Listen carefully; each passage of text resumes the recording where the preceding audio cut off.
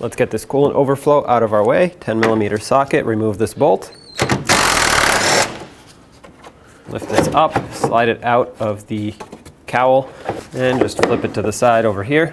Over here by the overflow, you can disconnect this hose, and then right here, there's a clamp. You'll have to disconnect this one as well. Lift up on the tab, pop it open. Remove this hose. Now you can tilt the overflow in a way in which it won't leak through either hose connections. Then move this out of your way. Next, unplug the mass airflow sensor connector.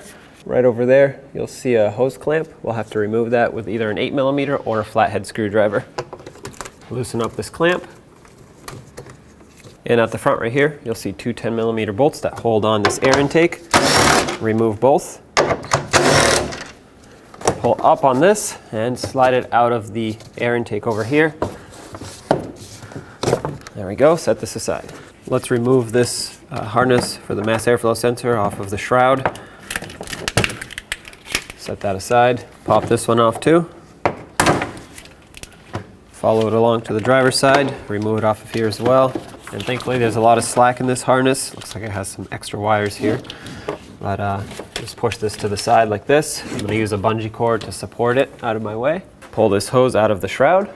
Let's remove the rest of this intake duct from over there on the throttle body. Use a flathead screwdriver and loosen up this clamp.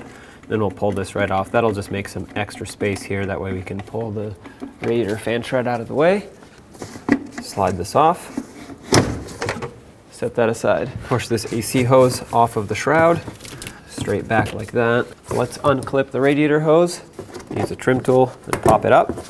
Push this out of the way. Now if you follow the filler tube and the dipstick tubes, there are a couple bolts here that we have to take out. The first one being this one right here for the oil dipstick tube, 10mm socket. Take that out. Now this can move around a little bit. Try not to bend it too much out of the way. The next one that we have to remove is that nut over there. So it holds the transmission dipstick tube in. Drop a 10mm socket on there and then try to break it free.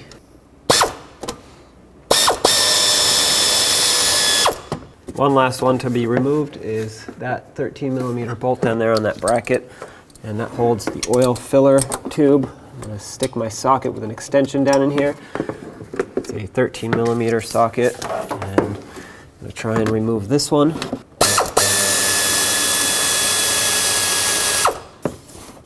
Get that bolt out. Now we can move all of these around as we need. Okay, I'm going to separate these two. That way they can move independently of each other. And now hopefully we can get the fan shroud out. The radiator fan shroud is held on by these two 10mm bolts here. And then there are some that go straight down, two on each side. I'll show you those in a second. For now, let's get these two off.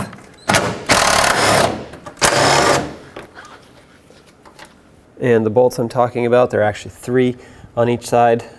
My passenger side only has two, but there's one at the back there, one in the middle, and one right at the front here. They're all 10mm bolts, so with a long extension, I'll get those. And on this side, like I said, I have one missing, but there's still one at the front. So let's take all of them out. It's going to be really hard to show you, but I'll try my best.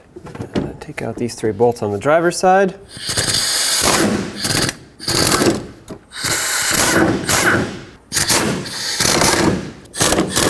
Do the same to the passenger side.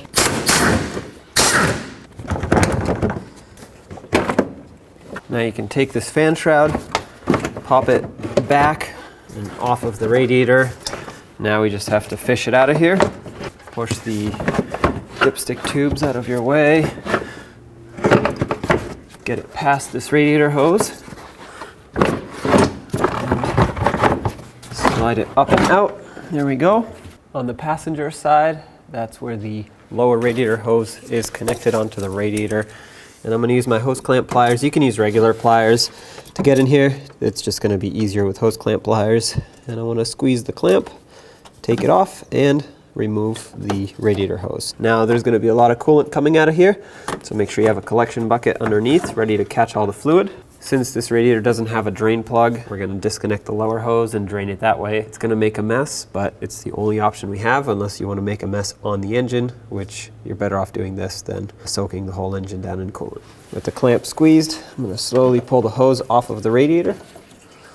At this point, if you follow the upper radiator hose, it'll lead you to where it connects onto the water pump. And this is where we have to loosen up this clamp so we can take it off of the water pump. You can use regular pliers. I'm using hose clamp pliers just because I have them and it makes it easier to reach back here. But like I said, regular pliers will work. Squeeze this clamp down.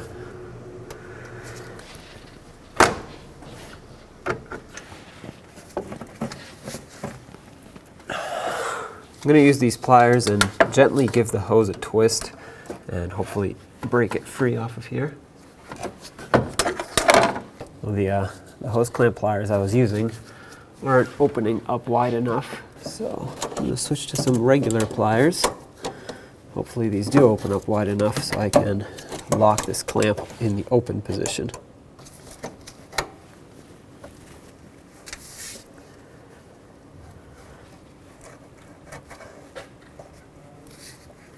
Or at least he'll allow me to do this. Now we can have a little bit better access to where it connects. I'm going to use these same pliers and give it a very gentle twist, hopefully break it free.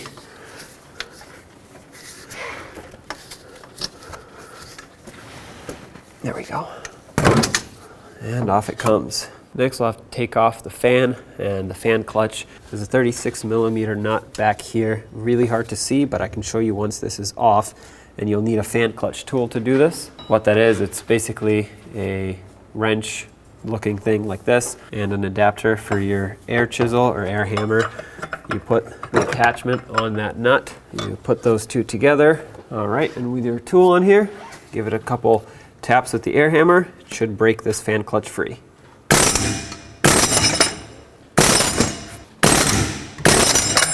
Finally broke free.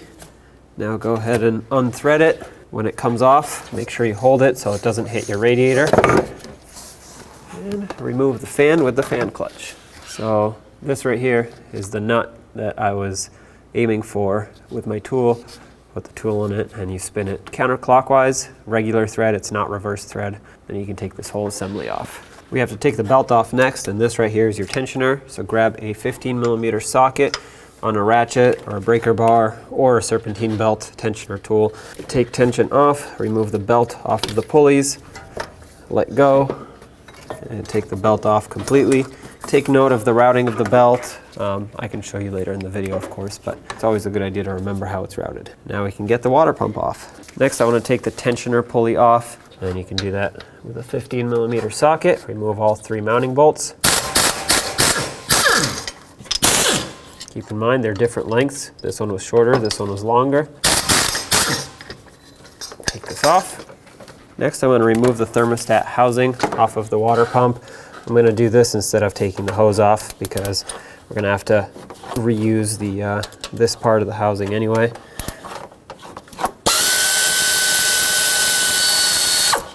So I might as well leave the hose on and take this off.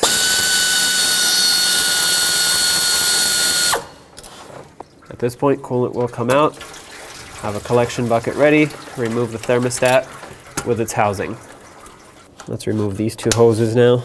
These also have the option to lock, but looks like they don't really want to. So I'm just gonna slide the hose clamps off. Leave them to the side like this. I'll give these a gentle twist to break them free. All right, this one's broken free.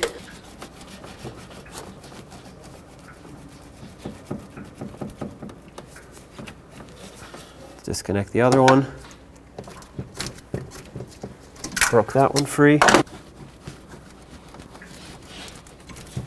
Push this one aside as well. Or I guess just let it sit there. That's what it wants to do. Now there are several 10mm bolts that go all around the water pump and bolted down to the engine. I'm going to start over here.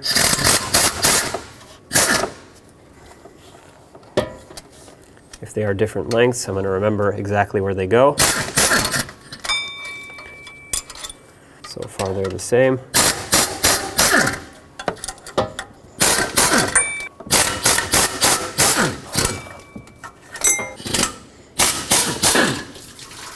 Okay, and there it is. Now you can gently pull this away, and there's your water pump. At this point, it's important that you clean everything up. You don't want any of this debris getting into your coolant ports on the engine. So I'm going to use a vacuum and clean it all up. Now, as you can see, we have 2 coolant ports, one on each side of that timing cover. And I'm going to show you how to clean this one. You'll do the same thing to the other one. It's pretty easy. All you need is a razor blade. We want the surface nice and clean so that the new gasket can seal up properly and you won't get any coolant leaks that way.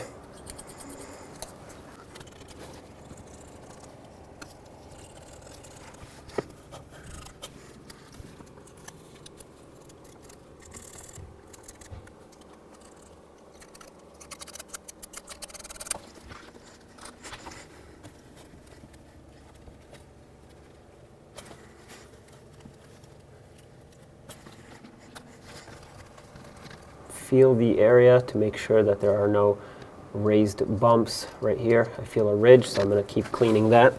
Otherwise the gasket won't seal.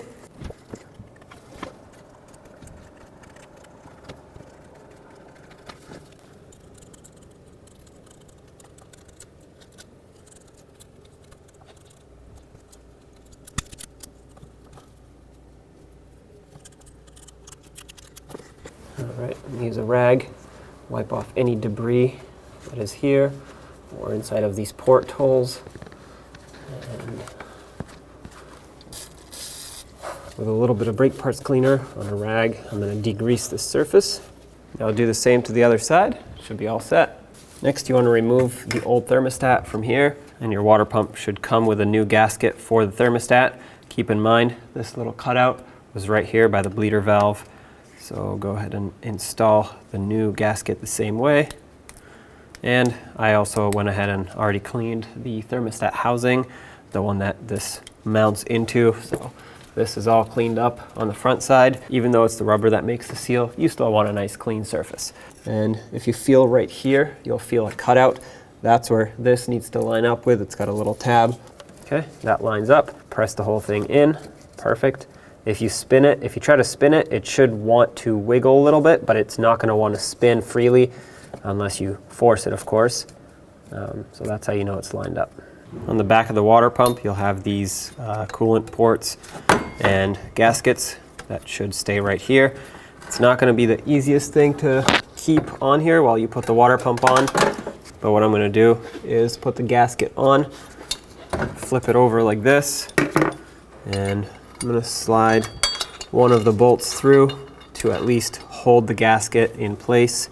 I prefer 2 because then it's actually lined up, but whatever works for you, do that to both sides. Bring the water pump down. Gonna have to clear this thermostat. Oops, that fell, so I'm just gonna install it later. Now line this up with the bolt holes. Try to start in at least a couple of the bolts so that it's held in place and you know that it's lined up. For me, 2 bolts just started, third one just started in. I can see that the gasket is still lined up. This one started. All right, so it looks like I have all of them. Yep, they're all started. So everything is lined up as it should be. And now I'm gonna bring the lower hose into place. Before I put that in, let's put the heater hoses in.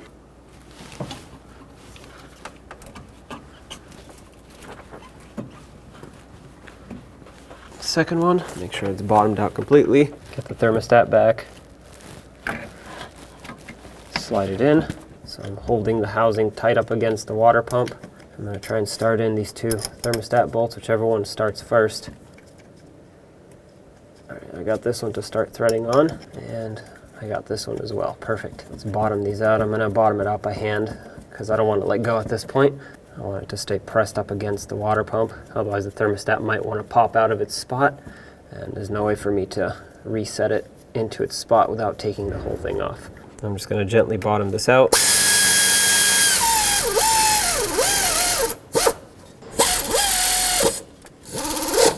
All right, so that's on there. Now that all those are attached, I know everything is lined up, and I can tighten these bolts. We'll come back and torque them, and then we'll put the rest of the hose clamps and hoses on.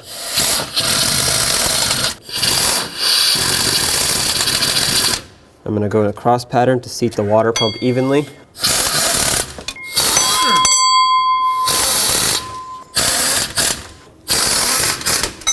All right, let's torque it. There are 2 torque sequences on this. The first pass, you torque the water pump bolts to 11 foot-pounds, and then for the second pass, you double that and you go to 22, and that'll be the final torque.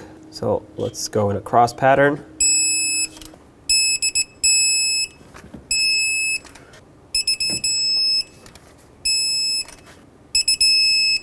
All right, 22.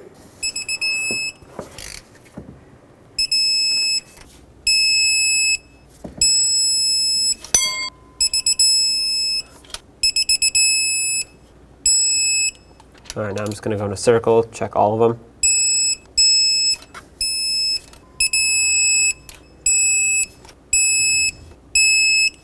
As for the 2 thermostat housing bolts, these get torqued to 11 foot-pounds. There we go. Let's re-secure these hoses.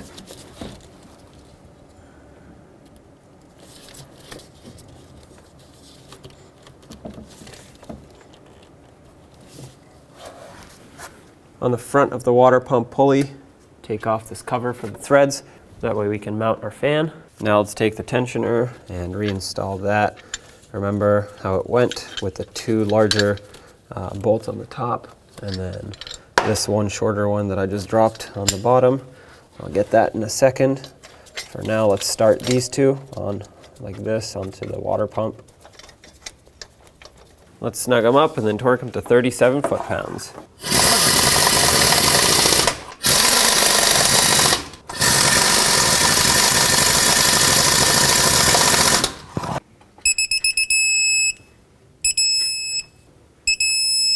There we go. Now we can put the belt on. So let's get the belt on. Here's a diagram of what the routing should be. I'm going to start at the tensioner, and I'm going to go under the crank pulley first, the harmonic balancer, after the tensioner. Make sure it's sitting in all the ribs that it needs to.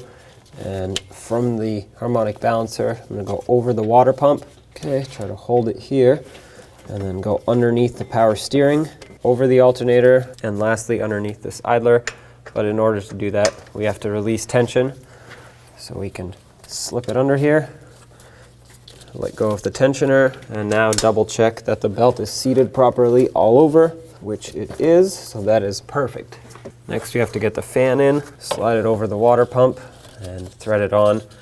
The threads should start easily. If they don't, it's probably because it's not lined up. Sometimes it's hard to line it up because you have to get it at the perfect angle, and thread it on until it bottoms out, which it just did. So now we'll get our air chisel with the fan tool and snug it up. Of course, now we'll go in the opposite direction that we did when loosening.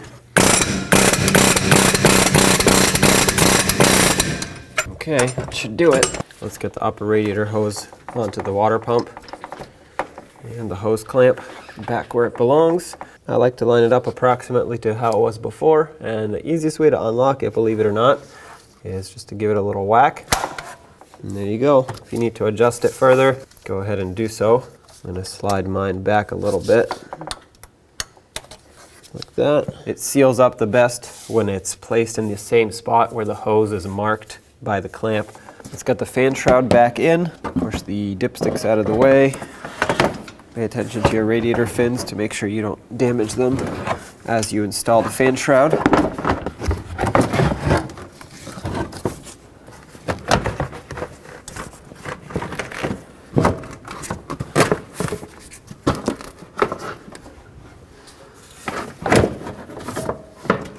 Get all the hoses and wires and cables and everything that's supposed to be out of the way. Just get it out of the way. Now with the fan shroud in place, I'm actually not going to bolt it up to the top yet. Make sure these rubber pieces on the top lock into the radiator. That's what's going to hold it tight. And then I'm actually going to start in the bolts that connect the 2 halves first. There's 3 of them, if you remember correctly. There are 6 of them, 3 on each side. Kind of hard to see. Start them all on by hand. You don't want them to cross thread by accident. And now I'm going to just snug them up. 10mm socket.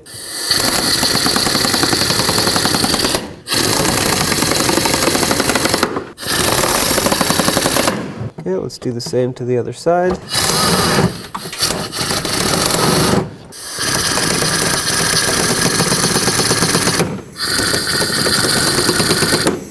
All right, all All 6 are tight. Put this AC line right back where it belongs. Make sure it's out of the way of everything. Reconnect or resecure the upper radiator hose. Before we go too far, let's put this in. Make sure it's seated all the way down. Let's snug up the hose clamp. I'm using an 8mm socket. You can use that or a flathead, whatever you prefer. Just make sure it's nice and snug, but don't over tighten it. Those usually strip out and you have to replace them if you over tighten them. Before we move any further, let's resecure the fan shroud and therefore also the radiator. These 2 10mm bolts, or one right here and one right here. Snug these up.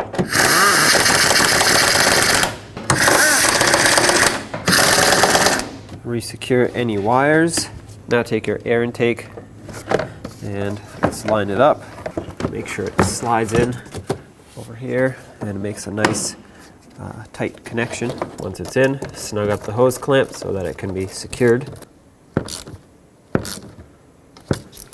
At the front here, there were 2 mounting bolts. Line those up and start them in.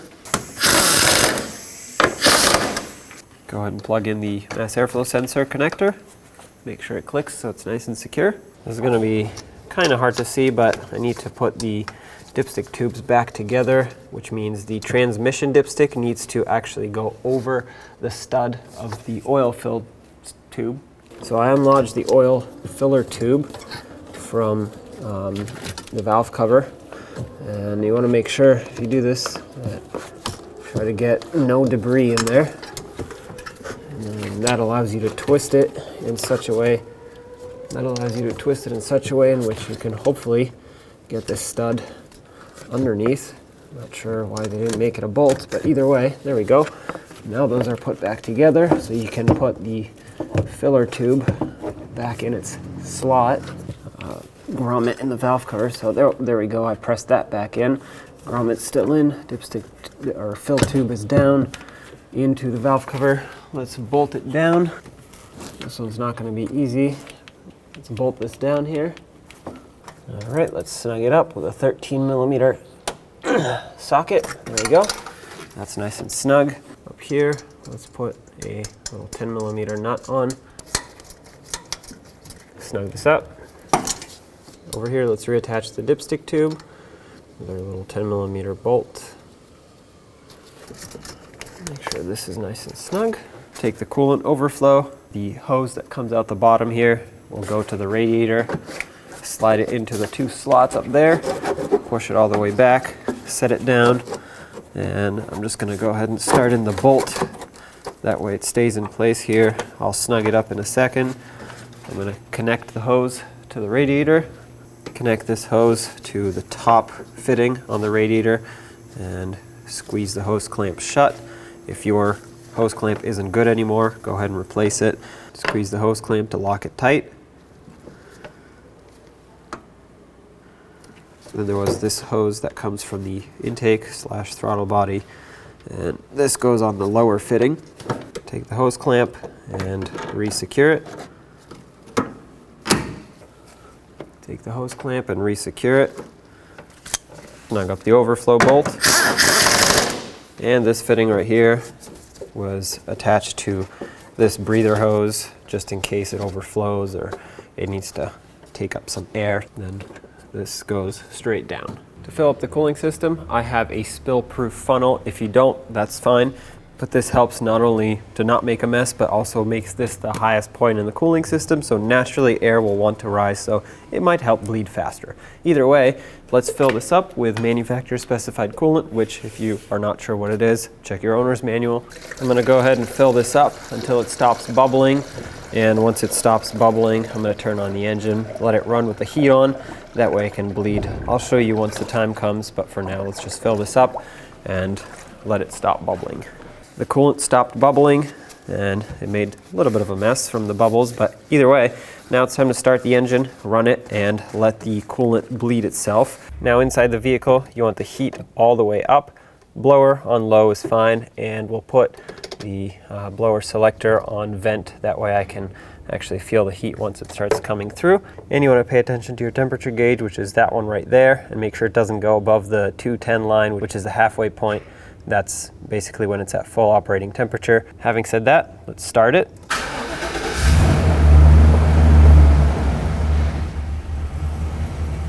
Everything runs perfectly so far. We'll just let it run until it warms up, and then we'll check it. Okay, it has ran. Thermostat opened, cooling fans turned on, everything is fine. It sucked down some of the coolant, as you can see. I'm gonna let this cool down as it is right now. I'm not gonna take the funnel off, and then whatever's left in my funnel, I'm just gonna go ahead and put in my overflow and make sure that's topped off to the maximum level. And when I say maximum level, I mean up to this line right here where it actually says cold fill. Don't fill it all the way to the top. That's overfull. And then put the radiator cap back on, take it for a road test.